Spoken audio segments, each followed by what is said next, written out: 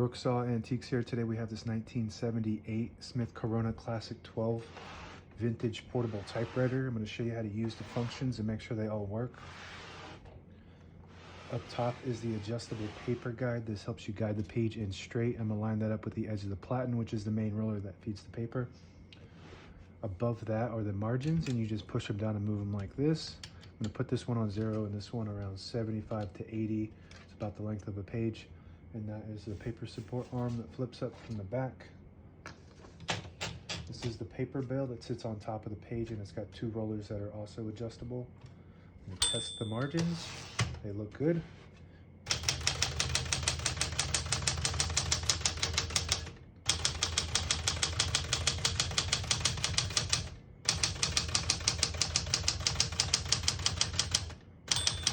Once you hear the bell, you're at the end of the margin. You hit this line space, gets you back to the beginning, and skips 1, 2, or 3.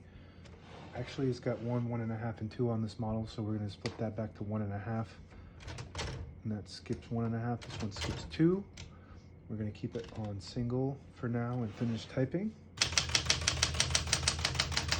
As you can see, all the keys type nice and none of them skip or stick. I'll type a sentence in red on the next line and switch from black to red. Just switch on the right side.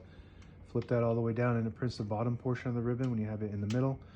It doesn't print any ink, it just leaves an indentation for copying purposes. And when you have it on top, it prints the top portion of the ribbon. We're going to put it down for red.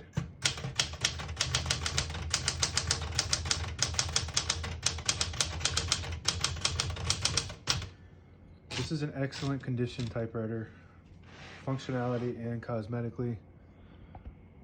When you type it on it, it feels like it's brand new. And it looks very new, and I really love this color scheme, the brown and like a cream and black.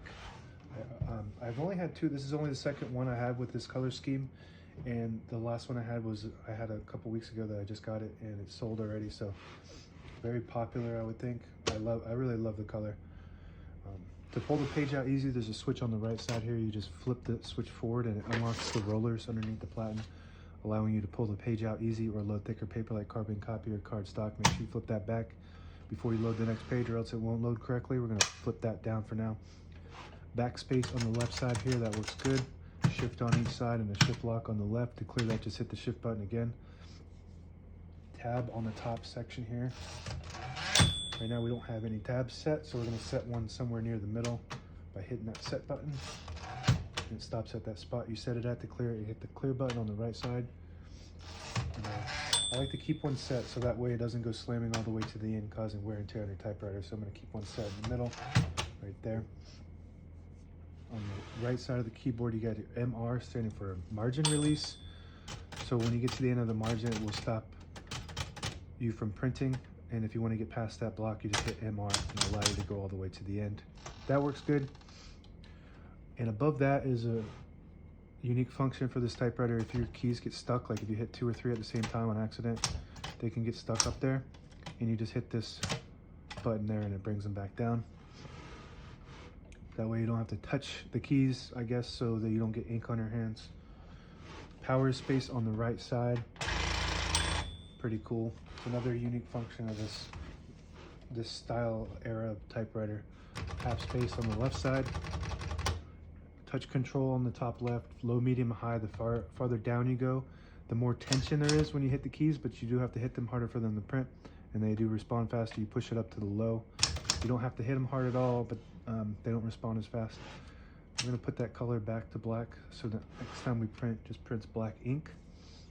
And another cool function of this typewriter are these 2 end keys here. So these are custom. Most typewriters don't have a 1 key or an exclamation point. You use a lowercase l for the 1 key, and the exclamation point has a dash apostrophe, and then you backspace and do a period underneath it. So what that does, and you got one on each side here. The key itself has a cap on the end of it, so you can switch out that cap if you can find different symbols, different characters. So that's pretty cool. All the brand new ribbon is loaded on this left side here, so it's pulling to the right. If you want to switch that direction, you just, where my thumb is, you flip that switch back and it'll start pulling to the, there we go. Starts pulling to the opposite direction. we're going to keep it pulling to the right side, so you flip it you flip it up to pull to the right. Carriage release on the right side here. Well, this is the carriage lock underneath where my thumb is. So if you pull it up, it'll release the carriage and lock it in this position here for when it's in the case, so it doesn't go slamming around causing damage. And to release it, you just pull the carriage out, and then it's got the carriage release here on each side. Very smooth carriage. And if you push in this button here on the end, it'll disable the spacing so you can get to an exact spot on the page. Let it go. Get the clicks. Each one of those clicks on this model is a half a space. And the same concept with this lever here in the inside. Flip that down and it'll disable the spacing just like the other option. Flip it up and you get those clicks. Each one of those clicks is a half a space. And that's it. Now available on eBay or Etsy. Search Brooksaw Antiques.